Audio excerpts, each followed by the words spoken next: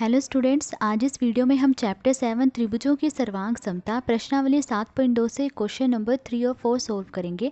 और अगर आपने मेरे चैनल को सब्सक्राइब नहीं किया है तो कर लीजिए। अब क्वेश्चन नंबर 3 देखिए, लिखा है आपको त्रिभुज ए एम पी सर्वांग सम त्रिभुज ए एम क्यू दर्शाना है। तो ये आकृति देखिए, कहा गया है कि हमें त्रिभुज ए एम पी और त्रिभुज ए एम क्यू इन दोनों त्रिभुजों को सर्वांग सम दिखाना है।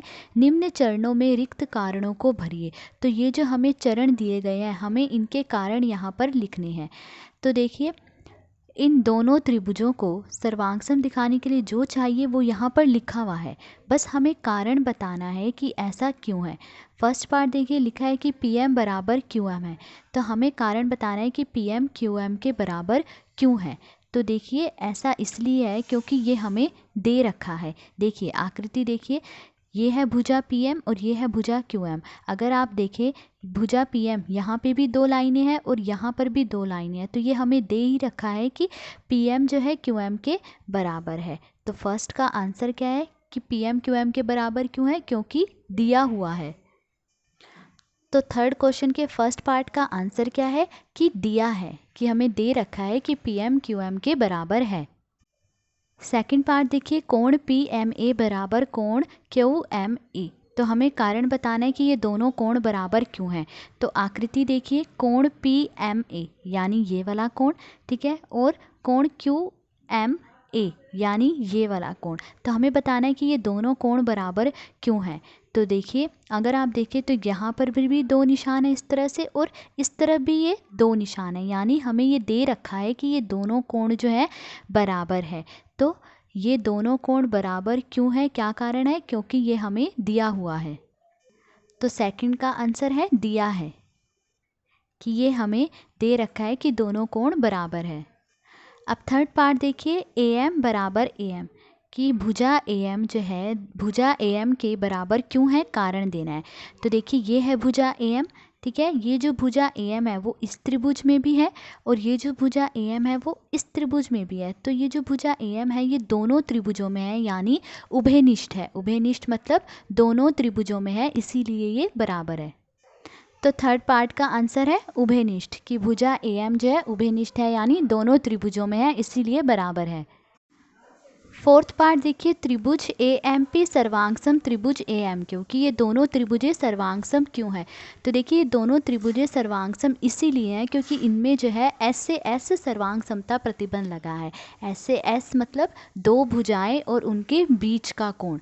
तो देखिए, इस प्रतिबंध में क्या होता है कि यदि एक त्रिभुज की दो भुजाएं और उनके बीच का कोण किसी दूसरे त्रिभुज की दो संगत भुजाओं और उनके बीच के कोण के बराबर हो तो त्रिभुजें सर्वांगसम होती हैं। तो देखिए, ये दो त्रिभुजें हैं और इस त्रिभुज की ये दो भुजाएं और इन दो भुजाओं के बीच का जो ये कोण है, इस दूसरे त्रिभुज की दो संगत भुजाओं यानी इन दो भुजाओं के बीच का जो ये कोण है इनके बराबर है। ये दोनों कोण क्या है, बराबर है। तो इसीलिए ये त्रिभुजें क्या है, सर्वांगसम है। तो फोर्थ पार्ट का आंसर है एस ए एस सर्वांग समता प्रतिबंध द्वारा वो दो त्रिभुजें क्या है, सर्वांगसम है। तो ये था क्वेश्चन नंबर 3। अब क्वेश्चन नंबर 4 देखिए।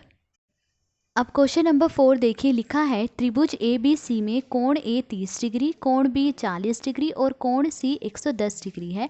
त्रिभुज पी क्यू आर में कोण पी 30 डिग्री, कोण क्यू 40 डिग्री और कोण आर 110 डिग्री है। तो देखिए, इन दोनों त्रिभुजों में तीनों कोण जो है बराबर है। तीनों ही कोण क्या है, 30 डिग्री, 40 डिग्री और 110 डिग्री है। अब एक विद्यार्थी कहता है कि ए सर्वांग समता प्रतिबंध से त्रिभुज ए बी सी सर्वांगसम है त्रिभुज पी क्यू आर।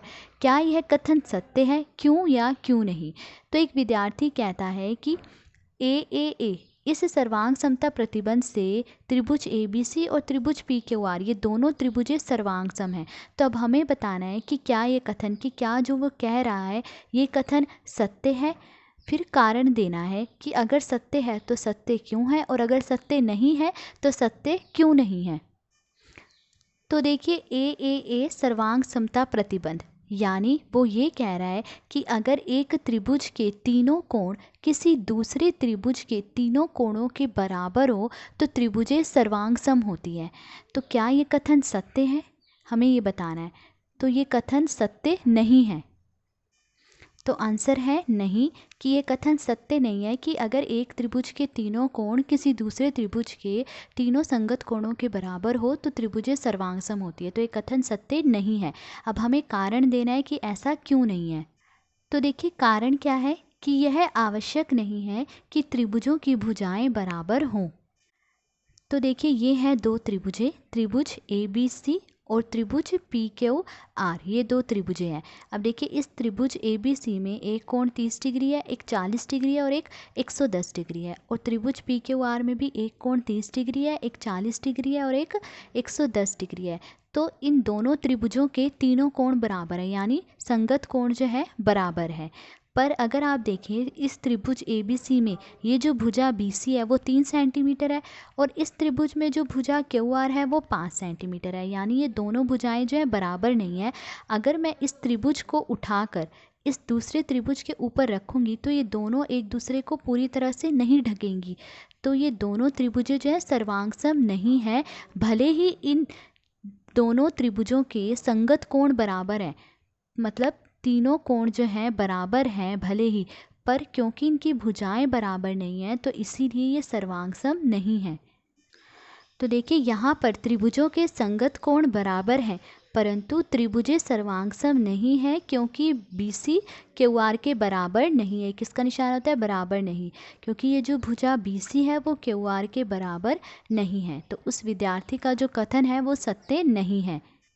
तो ये था क्वेश्चन नंबर 4। आज इस वीडियो में हमने क्वेश्चन नंबर 3 और 4 सोल्व करा। अगर आपको वीडियो अच्छी लगी हो तो please like, share and subscribe. Thank you.